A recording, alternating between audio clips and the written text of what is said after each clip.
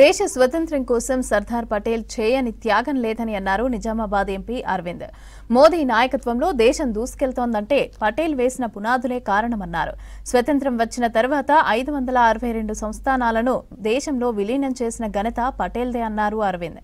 అందుకే ఆయన 150వ జయంతి సందర్భంగా అనేక కార్యక్రమాలు చేపడుతున్నామని అన్నారు ఎంపీ. పటేల్ జయంతి కార్యక్రమాల పోస్టర్ను రిలీజ్ చేశారు ఎంపీ.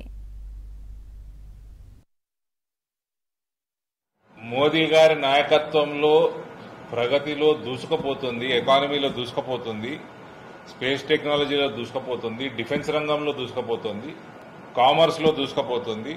అన్ని రకాలుగా భారతదేశం ఇవాళ ఎంత బలంగా ప్రపంచ పటం మీద ఉందో మోడీ గారి నాయకత్వంలో దీనికి పునాది వేసింది సర్దార్ పటేల్ గారు. చాలా మంది రాజకీయ నాయకులు, ముఖ్యమంత్రులు వాళ్ళు క్లెయిమ్ చేసుకుంటారు. కానీ primarily it is the climate, it is the geographical location, friendly nature of the people and the way human resources were developed in this region. Sardar Patel united the map of India. It is now our duty to unite its dreams.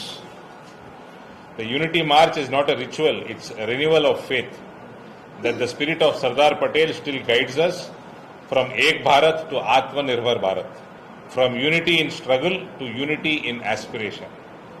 Let us all walk together for Sardar, for Bharat, for unity.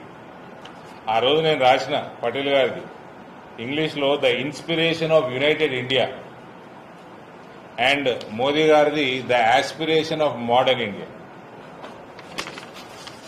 తెలుగులో సమైక్య భారత స్ఫూర్తి ప్రదాత సర్దార్ పటేల్. ఇక మోదీ గారు ఆధునిక భారత భవిష్యత్తు నిర్మాత అని. This shows we are all volunteers